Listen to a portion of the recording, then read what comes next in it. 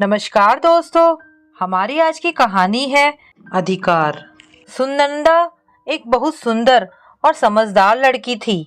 उसका विवाह एक अच्छे परिवार में तय हो गया। ससुराल में एक देवर और सास ससुर थे। ससुर रिटायर हो चुके थे। उसका पति सुदीप शहर से बाहर दिल्ली में जॉब करता था, इसलिए उसको भी पति के साथ दिल्ली ही जाना था। इसलिए विवाह के बाद जब उसने गृह प्रवेश किया तो ये सोचकर कि सबके साथ एक सुंदर रिश्ते की शुरुआत करेगी।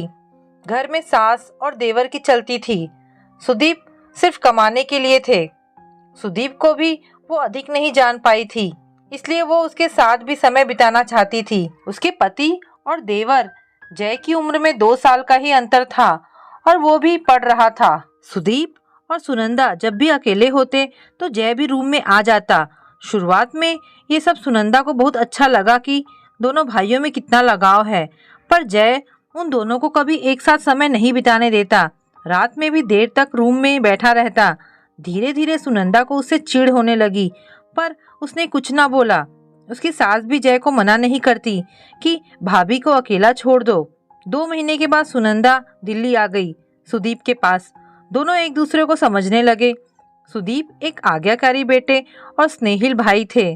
सुनंदा यह समझ गई थी। कुछ दिनों के बाद जय भी MBA करने के लिए दिल्ली आ गया और उनके साथ ही रहने लगा। अब सास की जगह जय ने ले ली। हर समय टोकता रहता, आप दिन में रूम लॉक ना करो, आप देर से क्यों उठी, आप भैया से बहुत खर्च कराती हो, आपने इतनी महंगी क्रॉकरी क्यों खरीदी आदि। जय की सारी पढ़ाई, कपड़े, जेब खर्च सब सुदीप ही करता और जय ज़्यादा से ज़्यादा पैसे लेने की कोशिश करता। सुनंदा की समझ में नहीं आ रहा था कि क्या करे। सुदीप को बताया तो हंस के टाल गए। सास तो सुनती भी नहीं थी उसकी, क्योंकि जय फ़ोन में सब शिकायत करता रहता सुनंदा की। पति पत्नी को सिर्फ रात में अकेले छोड़ता। घूमना हो, शॉपिंग हो या फिल्म देखना, सब जगह जय साथ चलता। सास ससुर के खर्चे भी सुदीप ही उठाता।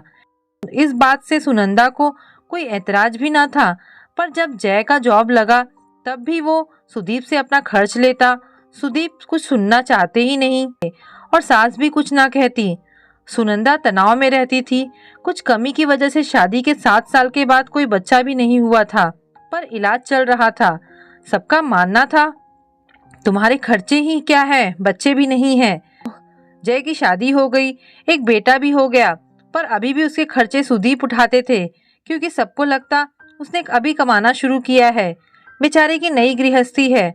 वो आराम से सैलरी बचाता और भाई की कमाई से ऐश कर रहा था। सुनंदा का सब्र अब खत्म हो रहा था। उसके पति की कमाई से वो नहीं, उसकी देवरानी मजे कर रही थी। अब उसने विरोध करना शुरू किया तो सास ने बोला तुम्हारे बच्चे नहीं हैं तो तुम जय से ईर्ष्या करती हो, तुम्हारे खर्चे ही क्या हैं, और फिर अपने भाई की कमाई में जय का भी अधिकार है। कैसा अधिकार? ये सुनंदा ना पूछ सकी, क्योंकि सुदीप इतने ज्यादा अपने परिवार वालों से जुड़े थे कि उसको उनकी चालाकियां समझ ना आती। बल्कि सास हमेशा सुदीप से फोन में सुनंदा की कमियां बताती रहती। हमेशा बीमार बनी रहती है, तुम्हें बच्चा भी नहीं दे पाई, तुम्हारे भाई से जलती है आदि। जिस दिन माँ से बात होती सुदीप का मूड उस दिन सही नहीं रहता। अब माँ ने सलाह दी कि तुम जय के दूसरे बच्चे को गोद ले लो। जय का कहना था कि आपको सब कुछ मेरे बेटे के नाम करना होगा, ताकि आगे आपका खुद का बच्चा हो तो मेरे बच्चे को आप नज़रअंदाज न करें। सुदीप को यह सुनकर धक्का लगा, फिर भी वो राजी हो गया। पर ईश्वर की कृपा से सुनंदा गोद लेने से पहले ही प्रेग्नेंट हो गई। इस खबर को सुन कोई खुश नहीं हुआ, पर सुनंदा और सुदीप की खुशी का ठिकाना न था, क्योंकि सब ये मान बैठे थे कि सुदीप की सारी जायदाद जय को मिलने वाली है। पर इस खबर से तो तुषारापात हो गया। सुनंदा ने एक बेटी को जन्म दिया। सब लोग देखने जरूर आए, पर खुश नहीं थे। सुदीप तो बहुत खुश था, पर जब माँ ने कहा बेटा होता तो तुम्हारा वंश चलाता आदि, सुदीप समझ गया कि सारी प्रॉपर्टी जय के हाथों में आते आते रह गई, इसलिए सब खुश नहीं है।